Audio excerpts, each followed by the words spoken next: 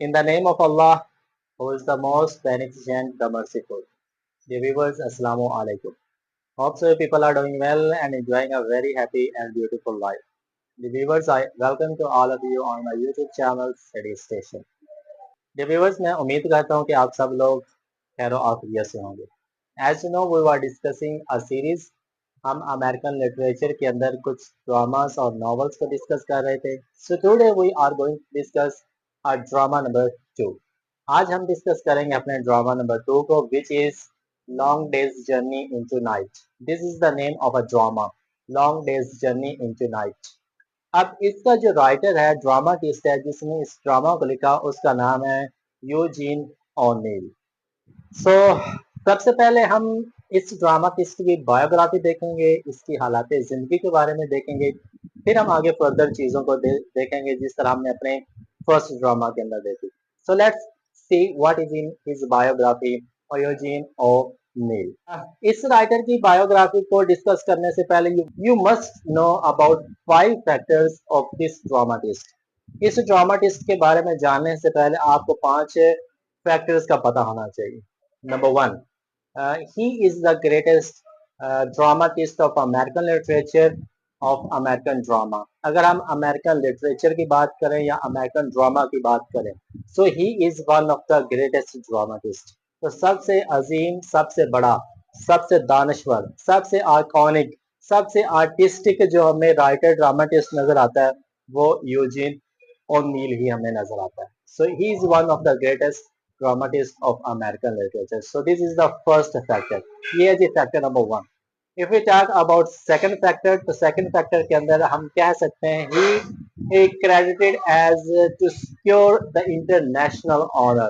ये एक ऐसा राइटर है, एक ऐसा ड्रामाटिस्ट है जिसने इंटरनेशनल लेवल पे ऑनर, रिस्पेक्ट और फेम हासिल की. दूसरे भी अमेरिकन राइटर्स या अमेरिकन ड्रामाटिस्ट थे, लेकिन जो फेम, जो ऑनर, जो रिस्पेक्ट इस बंदे को इंटरनेशनल लेवल पे, ग्लोबली लेवल पे मिली, वो किसी भी राइटर को नहीं मिली. So this is the second factor. If we talk about the third factor, तीसरे फैक्टर की बात करें, सो वी कैन से इन 20th सेंचुरी, 20वीं सदी के अंदर दुनिया के अंदर जितने भी राइटर्स या ड्रामाटिस्ट थे, अगर उनका एक रैंक बनाया जाए, उनकी लिस्ट बनाई जाए, तो यूजीन ओनील का जो रैंक होगा वो फ्रंट रैंक के अंदर आएगा. जितने भी राइटर हैं अगर उनको रैंक्स के हिसाब से देखा जाए, ये फर्स्ट रैंक, ये सेकंड रैंक, ये थर्ड रैंक पे, तो फ्रंट वाले जो रैंक्स होंगे उनके अंदर जिसका शुमार किया जाएगा वो यूजीन ओनील का किया जाएगा. So this is the first third factor. If we talk about second last fourth factor, then we can say he used expressionistic techniques in his writing. इस बंदे ने, इस राइटर ने अपनी राइटिंग के अंदर एक्सप्रेशनिस्टिक टेक्निक्स का बहुत ज्यादा यूज किया. इन टेक्निक्स का यूज करके इसने आर्टिफिशियल वर्ल्ड को ट्रांसफॉर्म करके एक टेरिफाइंग वर्ल्ड के अंदर हमें दिखा दिया. एक बनावटी दुनिया का जो अक्स था उसने हटा दिया और एक भयानक दुनिया का जो अक्स है, एक भयानक जो दुनिया, वो हमारे सामने रख दी because of the expressionistic techniques. इसने एक्सप्रेशनिस्टिक टेक्निक्स का यूज किया था जिसकी वजह से उसने ये चीजें हमारे सामने रखी. So these are the 4 things. ये 4 चीजें आपके सामने आ गई. ये एक ग्रेटेस्ट ड्रामाटिस्ट समझा जाता है, ये इंटरनेशनल फेम हासिल करने वाला ड्रामाटिस्ट समझा जाता है, ये 20th सेंचुरी का टॉप रैंक के अंदर आने वाला ड्रामाटिस्ट समझा जाता है, और इस ड्रामाटिस्ट ने एक्सप्रेशनिस्टिक टेक्निक्स का यूज किया था. अगर आप इन 4 चीजों को देखें, 5वीं चीज को डिस्कस करने से पहले, ग्रेटनेस, अब इंटरनेशनल लेवल, और इसके साथ 20th सेंचुरी का पोएट, सॉरी ड्रामाटिस्ट, और इसके अलावा एक्सप्रेशनिस्टिक टेक्निक्स. तो ये जो चारों की चारों चीजें रिलेटेड हैं वो राइटिंग के रिलेटेड है. तो जब पढ़ने वालों ने, सुनने वालों ने, देखने वालों ने इनके इस वर्क्स को, इस चीजों को देखा, तो उन्होंने कहा कि इसका जो वर्क समझा जाना चाहिए वो नोटेबल समझा जाना चाहिए, मेमोरेबल समझा जाना चाहिए, और रिमार्केबल इसका वर्क है. मेमोरेबल, रिमार्केबल और नोटेबल. नोटेबल क्या चीज होती है? वो काबिल जिक्र को कहते हैं. वो काम जिसका बार बार जिक्र हो रहा है उसको नोटेबल कहते हैं. मेमोरेबल वो चीज जो यादगार बन जाए. एक चीज आपने लिखी, वो हर एक की याद में बैठ जाए और यादगार बन जाए, वो मेमोरेबल बन जाए. और लास्ट वन है जी रिमार्केबल. रिमार्केबल कहते हैं हैरान कुन, हैरत अंगेज. ऐसा काम जिसको पढ़ने के बाद, देखने के बाद आप कहें कि इस लिखने वाले ने कमाल कर दिया, इस जैसा कोई लिख नहीं सकता, तो उसको रिमार्केबल कहते हैं। So these are the five basic things, five factors which you must know about this dramatist before going to its biography. इसको बायोग्राफी को डिस्कस करने से पहले आपको इन 5 फैक्टर्स का पता होना चाहिए। होपफुली आपको इन 5 फैक्टर्स का पता चल गया। सो let's see what is in biography. Biography की बात करें तो सबसे पहली जो चीज आपको पता होनी चाहिए वो इसका फुल नेम पता होना चाहिए। यूजीन और नील का जो फुल नेम है वो है Eugene Gladstone O'Neill. Eugene Gladstone O'Neill, it is the full name of this dramatist. ये ड्रामाटिस्ट का फुल नेम है। Eugene O'Neill was born in 16 October 1888 in an hotel which is known as Barrett Hotel in New York city. New York city के अंदर एक hotel है जिसका नाम Barrett hotel है। इस होटल के अंदर 1888 में इस ड्रामेटिस्ट की पैदाइश होती है।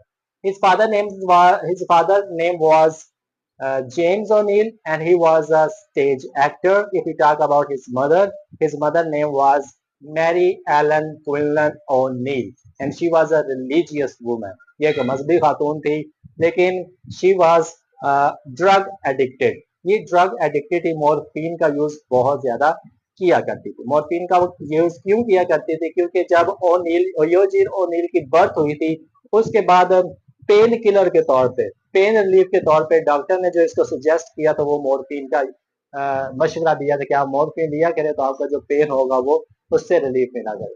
तो वक्त गुजरने के साथ साथ ये इनको यूज करती रही, इतनी ज्यादा इसने यूज की, ये इसके बगैर इसका गुजारा नहीं हो सकता था। तो ये इसी के साथ स्ट्रगल करती रही, जिसकी वजह से इसको मॉर्फिन को इसकी एडिक्शन लग गई थी।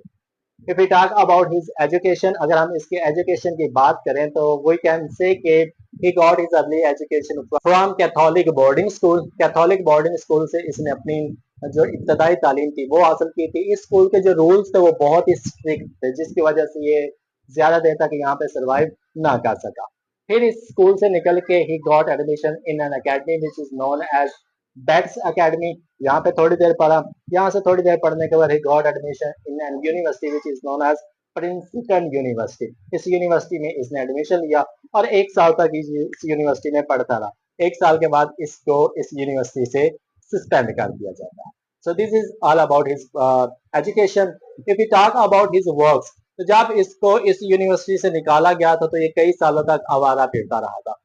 ये कुछ और टाइप की जॉब्स कर लेता था, जिसके अंदर सबसे पहले डायमंड प्रोस्पेक्टर्स है, दूसरी सी मैन है, तीसरी स्टेज मैनेजर है और चौथी डिलीवरी बॉय। ये 4 तरह की जॉब ये किया करता था। Number 1, diamond prospector.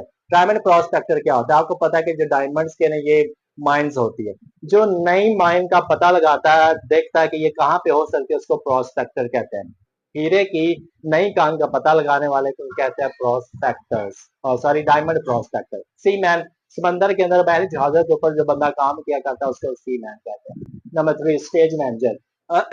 ड्रामा जो परफॉर्म किया जाता है वो स्टेज के ऊपर किया जाता है, तो उसको जो मैनेज किया करता था वो ये किया करता था, जिसकी वजह से इसको स्टेज मैनेजर का नाम दिया गया। और आखिर जो ये और टाइप की जॉब करता रहा वो डिलीवरी बॉय की करता है। ये टेलीग्राम कुछ होते थे, टेलीग्राफ, ये एक जगह से दूसरी जगह ये लेके जाया करता था। सो this is what kind of jobs he has done in his life. तो ये थी कुछ चीजें, कुछ जॉब्स जो इसने अपनी जिंदगी के अंदर की थी। If we talk about his personal life, his marriages, so he got married 3 times. 3 दफा इसकी शादी हुई थी। First in 1909 to 1912. Second marriage was happened in 1918 to 1929, and last and third one was in 1929 to 1953. ये 3 शादियां इसकी हुई थी। अगर हम इसकी वाइफ्स की बात करें तो जो इसकी पहली वाइफ थी उसका नाम था Kathleen Jenkins. Kathleen Jenkins was his first wife, जिसकी शादी 1909 में हुई थी और जो डाइवोर्स हुई थी वो 1912 में हुई थी। His second wife name was Agnes Boulton. Agnes Boulton से इसकी दूसरी शादी होती है 1918 में, और ये जो शादी चलती है वो 11 साल तक चलती है 1929 तक। If we talk about his last wife, अगर इसकी आखिरी बीवी का नाम देखें तो उसका नाम है Carlotta Monterey. It is the last name of his wife. ये उसकी बीवी का लास्ट नाम है, जिसकी इससे शादी 1929 से लेके 1953 तक चलती है। अगर हम इसकी जिंदगी के अंदर टर्निंग पॉइंट की बात करें जिसने इसकी जिंदगी को बदल दिया, दैट वाज हैपेंड इन 1912, 1912 में वो टर्निंग पॉइंट आया था। 1912 के अंदर he was suffered with TB, इसके एक बीमारी लगी थी टीबी, जिसकी वजह से इसको हॉस्पिटलाइज्ड कर दिया गया था। हॉस्पिटल में आइसोलेशन के अंदर रहा, तन्हाई के अंदर रहा। तो इसकी जो जिंदगी थी ना, या जो दिन गुजारा करता था, वो सोचों से भरा हुआ था। इसको जिंदगी की तजुर्बात जो भी कुछ इसने जिंदगी से हासिल किया, जो भी इसने जिंदगी के अंदर किया, हर एक सोच इसको वो आइसोलेशन के अंदर आएगी। एंड ही डिसाइडेड कि अब के बाद जो अपनी जिंदगी डिवोट करेगा वो राइटिंग के लिए ही करेगा। तो इसके बाद इसने लिखना शुरू कर दिया, लिखता गया, बहुत कमाल का लिखता गया, बहुत अच्छा लिखता गया। और इसका एक फेमस वर्क है long days journey into night. ये इसने लिखा था 1940 के अंदर। ये आपके सिलेबस का भी हिस्सा है जिसको हमने डिस्कस करना है। लेकिन इसने अपनी जिंदगी के अंदर वसीयत कर दी थी कि मेरे जीते जी आपने इस ड्रामा को पब्लिश नहीं करवाना, जब मेरी डेथ हो जाएगी तब आपने इस ड्रामा को पब्लिश करना। तो वैसे ही हुआ था।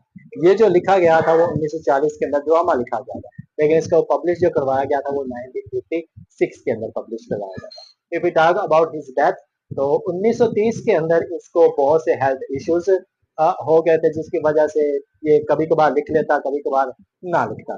तो हेल्थ इश्यूज की वजह से ये 23 ईयर्स तक सर्वाइव किया, और 1953 के अंदर इसकी जो मौत है वो बोस्टन के अंदर हो जाती है। जब ये मरने लगा था तो इसने एक जुमला कहा था, I knew I knew I died in I was born in hotel and damn I died in hotel too. कि मैं जानता था कि मेरी जो पैदाइश हुई है वो भी एक होटल के अंदर हुई है, और मेरी जो मौत हुई है वो भी होटल के अंदर ही हुई है। तो इस तरह से इसकी मौत हेल्थ इश्यूज की वजह से हो जाती है।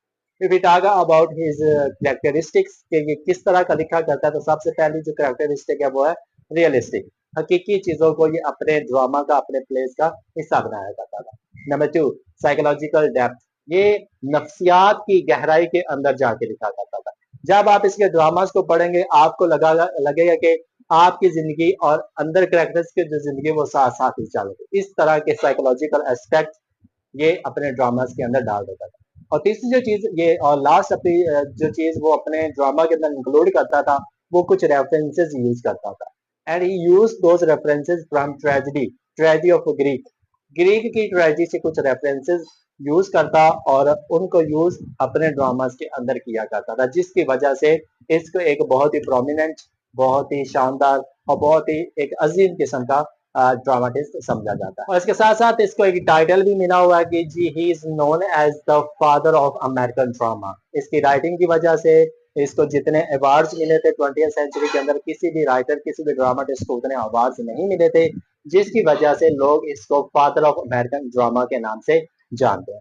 सो this is all about Eugene O'Neill. Eugene O'Neill की बायोग्राफी में सब कुछ हमारी इस वीडियो का हिस्सा है। इंशाल्लाह we will see you in our next video. Next video के अंदर हम अपने इस ड्रामा के रिलेटेड सारी चीजों को डिस्कस करेंगे। So thank you so much, have a nice day to all of you.